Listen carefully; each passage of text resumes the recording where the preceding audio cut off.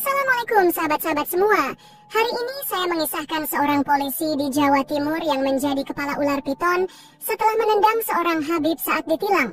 Namun, sebelumnya saya sarankan untuk menuliskan syalawat di kolom komentar agar kelak syalawat ini bisa menjadi saksi untuk mendapat syafaat di akhirat. Di sebuah jalan lengang di Jawa Timur, Bribka Suroso berdiri dengan wajah dingin. Matanya tajam mengamati setiap kendaraan yang lewat. Dia dikenal sebagai polisi lalu lintas yang kejam dan tak kenal ampun. Tak peduli apakah yang ia tilang orang miskin atau kaya, tua atau muda, baginya semua sama, sumber uang dan kekuasaan. Pagi itu sebuah mobil hitam sederhana melaju pelan. Di belakang kemudinya duduk seorang pria tua dengan sorban putih melilit kepalanya. Wajahnya tenang, penuh wibawa. Dia adalah Habib Al-Khair, seorang ulama yang dihormati banyak orang. Bribka Suroso mengangkat tangannya. Berhenti, perintahnya kasar. Sopir Habib segera menepi. Bribka Suroso berjalan mendekat dengan langkah angkuh, lalu mengetuk kaca mobil dengan keras. "Turun, saya mau periksa surat-surat," bentaknya. Habib Al-Khair membuka kaca dan tersenyum lembut. "Ada masalah, Pak Polisi?" Tanpa menjawab, Bribka Suroso menyuruh sopir keluar dan mulai memeriksa mobil dengan kasar. Dia menendang ban, menghentak kap mesin dengan kakinya. "Kendaraan ini tidak layak jalan. Saya tilang," serunya. Habib tetap tersenyum sabar. "Tapi Pak Polisi, semua surat lengkap dan kendaraan ini tidak ada masalah." Bribka Suroso mendengus. "Saya yang menentukan. Kalau saya bilang bermasalah, ia bermasalah." Lalu dengan arogan, ia menginjak bemper mobil dengan kakinya, menekan keras seolah hendak merusaknya. Para warga yang melihat kejadian itu mulai berbisik-bisik. Tiba-tiba, angin berhembus dingin. Langit yang tadi cerah mendadak mendung. Udara terasa berat, seperti ada sesuatu yang tak terlihat mengawasi. Bribka Suroso merasakan tubuhnya menggigil. Kakinya tiba-tiba lemas. Ia mencoba berbicara, tapi suaranya tercekat di tenggorokan. Tangannya mencengkeram lehernya sendiri, matanya membelalak, tubuhnya gemetar hebat. Para warga berteriak ngeri saat kepala Bribka Suroso perlahan berubah, kulitnya mengelupas, wajahnya memanjang, dan dalam hitungan detik, kepalanya berubah menjadi kepala ular piton besar. Lidah bercabang menjulur keluar, matanya berwarna kuning terang, bersinar menakutkan. Para warga menjerit, berlarian ketakutan. Habib Al-Khair tetap berdiri tenang.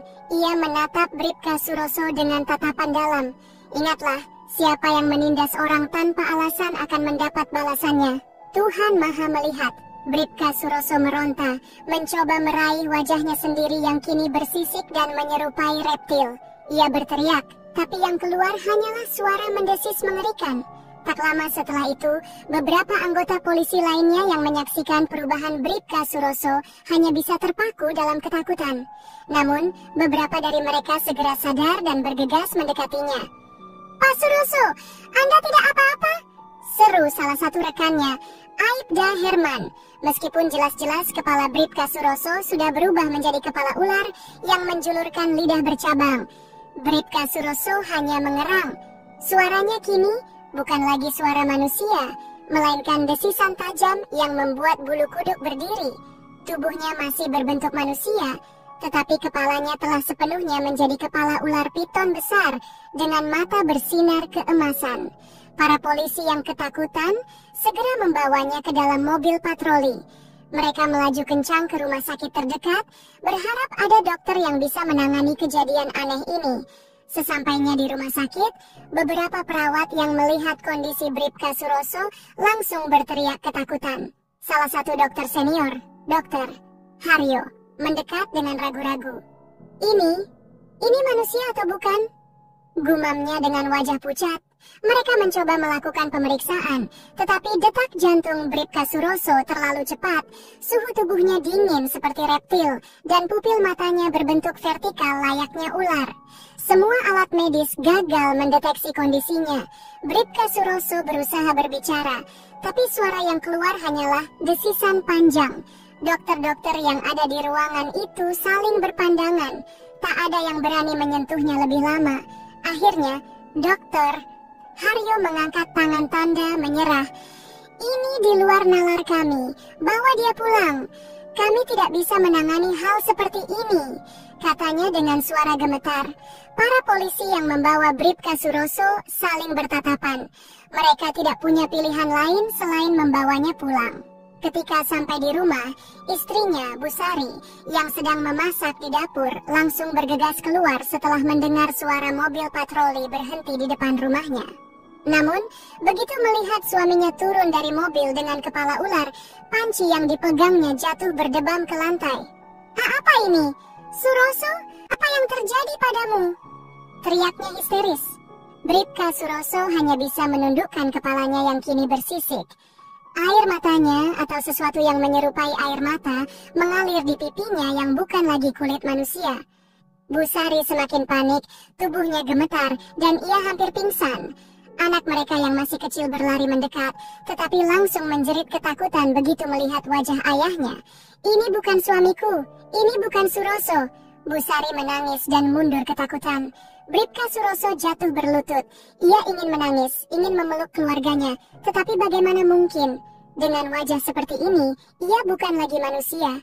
Dari luar sana, terdengar suara orang-orang berbisik. Kabar telah menyebar bahwa Bribka Suroso dikutuk setelah menindas seorang Habib. Beberapa warga mulai datang, tapi bukan untuk membantu, melainkan untuk melihat keanehan ini dengan rasa takut dan penasaran. Malam itu, suasana rumah Bribka Suroso terasa semakin mencekam. Angin bertiup kencang dan suara jangkrik terdengar samar di kejauhan. Cahaya lampu di ruang tamu terasa redup, seolah enggan menyinari ruangan. Bu Sari duduk di kursi dengan wajah lelah dan mata sembab, sementara Bribka Suroso berdiam diri di sudut ruangan. Kepalanya yang kini berbentuk kepala ular sesekali bergerak, matanya berkilat dalam kegelapan. Anak-anak mereka telah diamankan di rumah tetangga karena mereka terlalu takut melihat kondisi ayah mereka. Beberapa rekan polisi yang dekat dengan Bribka Suroso akhirnya datang. Aibda Herman, Brigadir Joni, dan Ibda Rahmat duduk dengan ekspresi serius. Mereka semua merasa bingung dan takut. Bu Sari, kata Aibda Herman, kami sudah berdiskusi. Ini bukan penyakit biasa, bukan sesuatu yang bisa ditangani oleh rumah sakit. Kami pikir lebih baik mengundang ulama terdekat. Mungkin mereka bisa membantu. Bu Sari mengangguk lemah. Saya akan melakukan apa saja agar suami saya kembali seperti semula. Suaranya bergetar. Tanpa menunggu lama, salah satu rekan polisi pergi mencari ulama di sekitar desa. Tidak butuh waktu lama, seorang kiai bernama Kiai Muchtar dari pesantren terdekat datang bersama beberapa santrinya. Setelah Kiai Muchtar sampai, ia langsung melakukan ruqyah. Di ruang tengah, Kiai Muchtar duduk bersila di depan Bribka Suroso. Wajahnya tenang, meskipun jelas bahwa ia juga merasa ada sesuatu yang janggal. Pak Suroso, kata Kiai Muchtar pelan, saya tidak tahu kesalahan apa yang telah Anda lakukan, tetapi Allah Maha Pengampun. Kita akan mencoba memohon pertolongannya.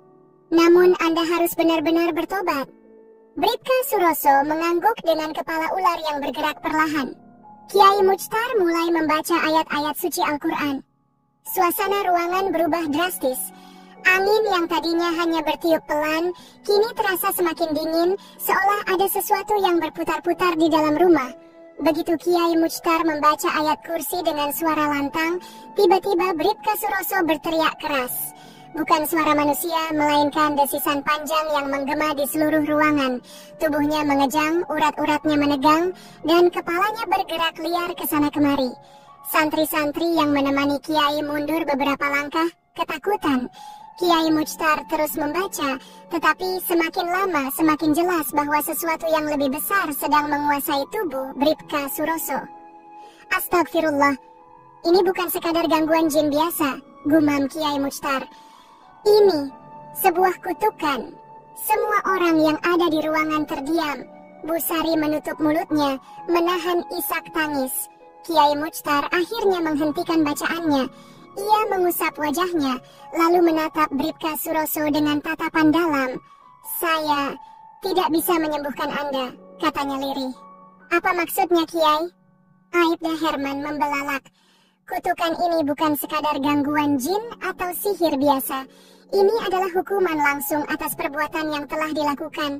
Jika Allah belum mengizinkan kesembuhan, maka tidak ada yang bisa mengubahnya.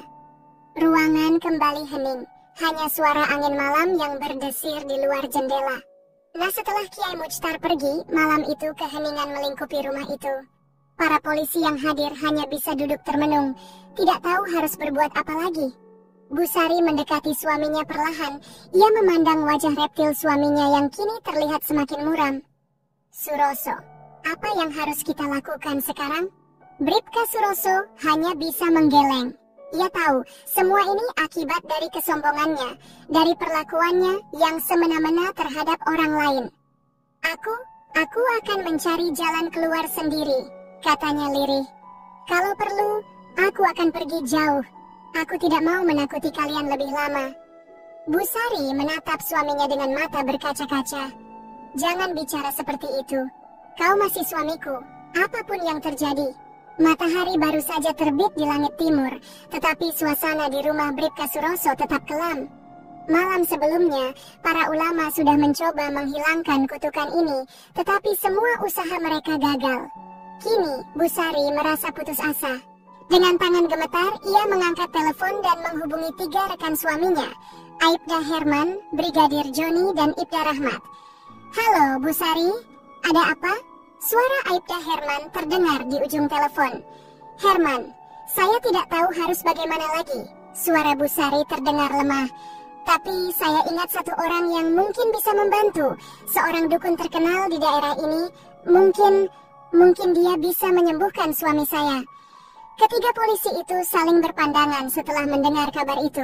Mereka tadinya tidak percaya hal-hal seperti ini.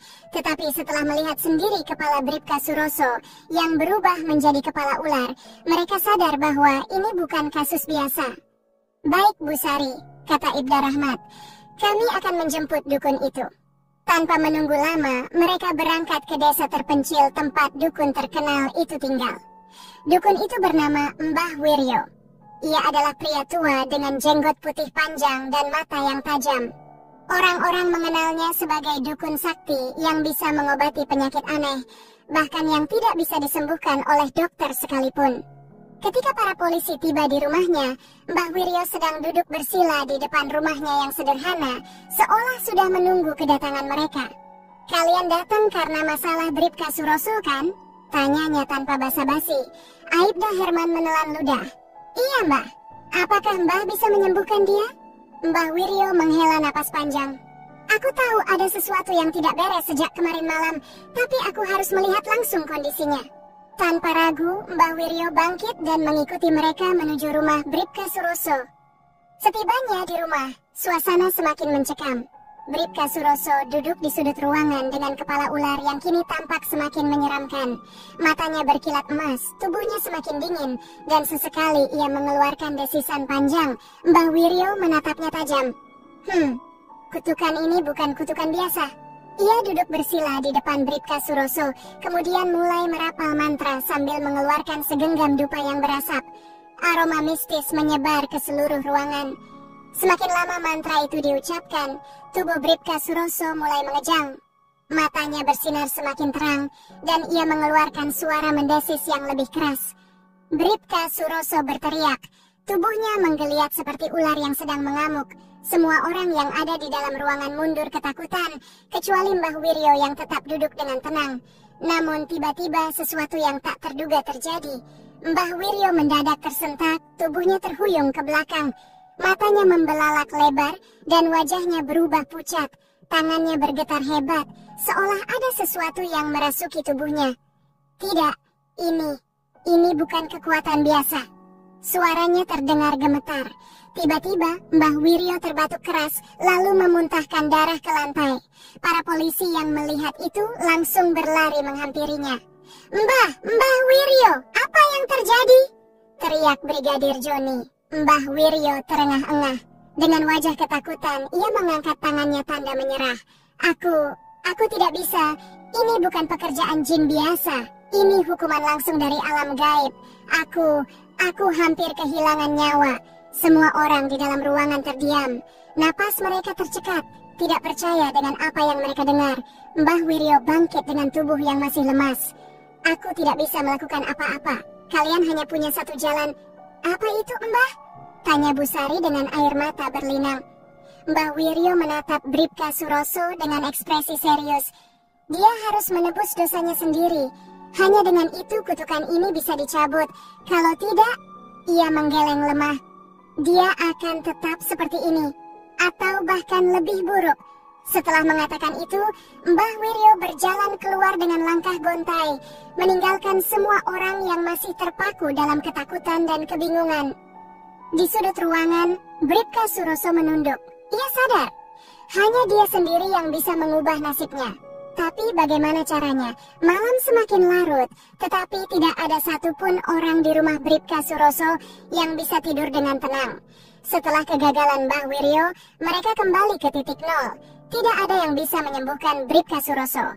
Di ruang tamu, Busari duduk bersama Aibda Herman, Brigadir Joni, dan Ibda Rahmat. Wajah mereka penuh kecemasan. Jadi, sekarang apa yang harus kita lakukan? Tanya Brigadir Joni sambil menatap Busari. Busari menghela napas panjang. Mbah Wiryo bilang, hanya satu orang yang bisa menyembuhkan suamiku. Tapi kita tidak tahu di mana Habib Al-Khair berada. Aibda Herman menggeleng. Kami tidak punya kontaknya. Terakhir kali kami melihatnya adalah di jalan saat kejadian itu terjadi. Setelah itu dia menghilang. Suasana semakin tegang. Mereka semua tahu bahwa waktu semakin sedikit, kutukan Bribka Suroso bisa menjadi lebih buruk sewaktu-waktu. Bagaimana kalau kita hubungi Kiai Muhammad? Usul Ibda Rahmat. Beliau juga seorang ulama. Mungkin dia bisa membantu. Mereka semua saling berpandangan. Itu satu-satunya pilihan yang mereka punya saat ini. Tanpa menunda waktu, mereka segera pergi ke pesantren Kiai Muhammad yang terletak di desa sebelah. Sesampainya di pesantren, mereka disambut oleh santri-santri yang segera membawa mereka menemui Kiai Muhammad. Kiai Muhammad adalah seorang pria paruh baya dengan sorban putih dan senyum lembut. Namun senyumnya perlahan memudar ketika mendengar cerita tentang Bribka Suroso. Setelah mendengar semuanya, Kiai Muhammad menghela napas panjang. Aku bisa mencoba, tapi jika ini benar-benar kutukan yang berasal dari perbuatan Pak Suroso sendiri, maka ini bukan perkara mudah. Mereka semua kembali ke rumah Bribka Suroso, di mana Kiai Muhammad mulai membaca doa-doa dan ayat-ayat suci. Seperti sebelumnya, tubuh Bribka Suroso kembali mengejang. Kepalanya mendesis keras dan matanya bersinar semakin tajam. Namun, kali ini tubuhnya mulai berubah. Sisik di lehernya semakin jelas dan lidahnya semakin sering menjulur seperti ular yang siap menerkam. Kiai Muhammad menghentikan bacaannya. Wajahnya tampak tegang. Astagfirullah, ini bukan gangguan biasa, ucapnya dengan suara gemetar. Aku tidak bisa menyembuhkannya. Semua orang terkejut. Maksud Kiai? Tanya Aibda Herman. Kiai Muhammad menatap mereka dengan sorot mata serius. Seperti yang dibilang Mbah Wiryo, hanya satu orang yang bisa menyembuhkan Pak Suroso, dan itu adalah Habib Al-Khair. Tapi kita tidak tahu di mana dia, seru Brigadir Joni frustrasi. Kiai Muhammad tersenyum tipis. Jika kalian benar-benar ingin mencari Habib Al-Khair, maka kalian harus mencari dengan hati yang bersih. Dia akan muncul jika waktunya tiba. Mereka semua terdiam, mencerna kata-kata itu. Malam semakin larut, dan udara terasa semakin dingin di teras rumah Bribka Suroso. Setelah kepergian Kiai Muhammad, Busari masih termenung, pikirannya dipenuhi kecemasan. Bagaimana jika suaminya tidak bisa kembali seperti semula? Bagaimana jika kutukan ini semakin parah? Di sampingnya, Aibda Herman, Brigadir Joni, dan Ibda Rahmat juga tampak kelelahan. Mereka telah mencoba segalanya, tetapi jawaban yang mereka dapatkan selalu sama. Hanya Habib Al-Khair yang bisa menyembuhkan Bribka Suroso. Tiba-tiba Aibda Herman angkat bicara. Bagaimana kalau kita kembali ke tempat kejadian? Tempat di mana Bribka Suroso menendang mobil Habib Al-Khair. Brigadir Joni mengerutkan kening. Untuk apa? Mungkin di tempat itu kita bisa menemukan petunjuk. Atau mungkin kalau kita berdoa di sana, Habib Al-Khair akan melewati jalan itu lagi. Busari menatap Aibda Herman dengan mata berbinar. Itu ide yang bagus. Kalau memang dia seseorang yang bisa menyembuhkan Suroso, mungkin takdir akan mempertemukan kita lagi di tempat itu.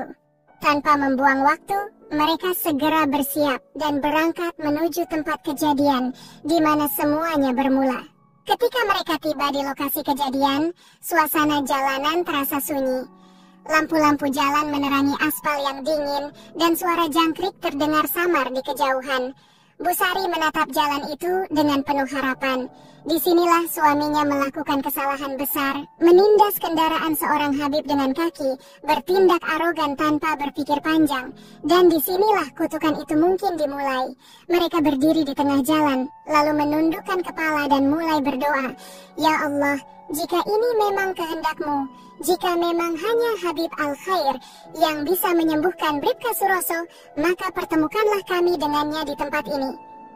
Beberapa menit berlalu dalam keheningan, tidak ada tanda-tanda apapun. Namun, tiba-tiba dari kejauhan, sebuah mobil hitam perlahan mendekat. Mata mereka langsung membelalak. Mobil itu, seru Brigadir Joni. Mereka segera bergegas ke tengah jalan, melambaikan tangan, dan memberi isyarat agar mobil itu berhenti. Mobil itu perlahan menepi, dan ketika pintunya terbuka, mereka semua menahan napas. Seorang pria tua berjubah putih keluar dari dalam mobil. Wajahnya tenang, sorbannya rapi, dan matanya memancarkan keteduhan yang luar biasa. Subhanallah, Habib Al-Khair.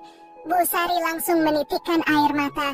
Tanpa berpikir panjang, ia berlari menghampiri sang Habib, lalu berlutut sambil menangis. Habib, tolonglah suami saya mohon. Aibda Herman, Brigadir Joni, dan Ibda Rahmat juga ikut menundukkan kepala dengan penuh penyesalan. Habib, kami mohon maaf atas kejadian waktu itu. Kami tidak menyangka bahwa ini akan terjadi, ucap Aibda Herman dengan suara bergetar. Habib Al-Khair menatap mereka satu persatu, lalu menghela napas panjang. Allah Maha Pengampun, tapi apakah Bribka Suroso sudah benar-benar menyesali perbuatannya? Tanyanya dengan suara lembut namun penuh wibawa. Bu Sari mengangguk sambil terisak. Dia sangat menyesal, Habib. Sejak kejadian itu dia berubah. Dia tidak ingin seperti ini selamanya. Habib Al-Khair tersenyum tipis. Baiklah, bawa aku ke rumahnya. Insya Allah, jika Allah mengizinkan, kutukan ini bisa dicabut. Mereka semua menghela napas lega. Harapan akhirnya kembali bersinar. Malam itu, ketika Habib Al-Khair tiba di rumah Bribka Suroso, suasana terasa berbeda. Sejak langkah pertama Habib memasuki rumah, tubuh Bribka Suroso yang selama ini terasa berat dan dingin mendadak menjadi ringan. Ketika matanya menangkap sosok Habib Al-Khair, air matanya langsung mengalir deras. Ia tersungkur ke lantai, menangis penuh penyesalan.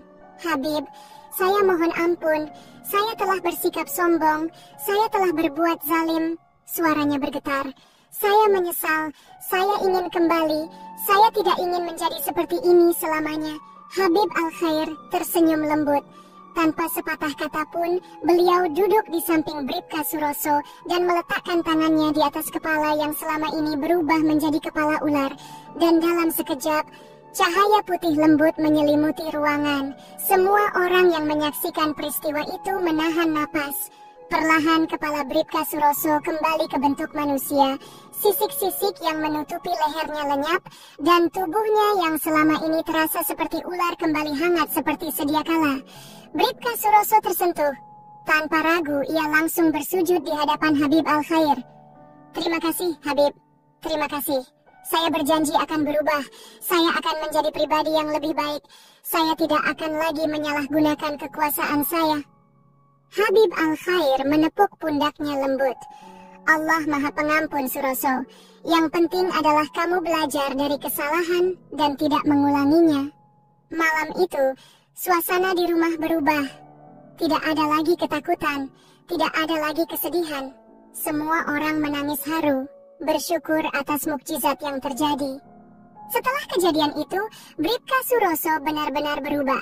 Ia menjadi pribadi yang lebih rendah hati dan penuh kasih sayang. Ia tidak lagi bertindak sewenang-wenang, melainkan menjalankan tugasnya dengan keadilan dan ketulusan. Masyarakat mulai mengenalnya sebagai polisi saleh, seorang petugas yang tidak hanya menegakkan hukum, tetapi juga menebarkan kebaikan dan kebijaksanaan. Di setiap tugasnya, ia selalu mengingat satu hal, kesombongan dan kezaliman hanya akan membawa kehancuran. Hanya dengan keikhlasan dan keadilanlah seseorang bisa benar-benar dihormati. Dan di dalam hatinya, ia selalu menyimpan satu pelajaran penting dari peristiwa itu. Allah tidak pernah tidur. Setiap perbuatan, baik atau buruk, akan selalu ada balasannya. Semoga kisah ini dapat kita ambil sebuah pelajaran. Terima kasih atas perhatian Anda semua.